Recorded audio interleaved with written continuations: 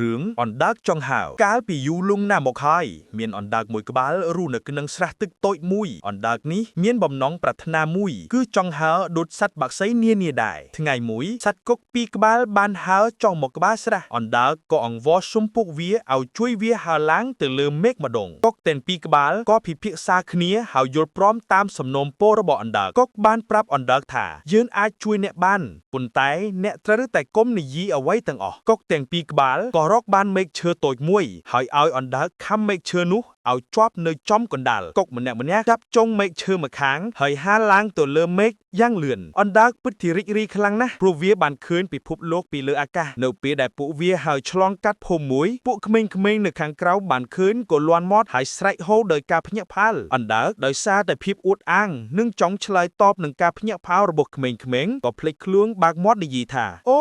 ពួកឯងមិនធ្លាប់ឃើញរឿងបែបនេះទេឬភ្លាមនោះអណ្ដើកក៏ធ្លាក់ពីលើមែកឈើមកដីហើយស្ងើបបាត់ទៅព្រោះតែភាពមិនចេះទប់មាត់របស់វាមេរៀនអប់រំការនិយាយច្រើនឬការអួតអាងខ្លាំងពេកដែលយើងកំពុងធ្វើរឿងសំខាន់អាចនាំមកនូវគ្រោះថ្នាក់ដល់ខ្លួនឯង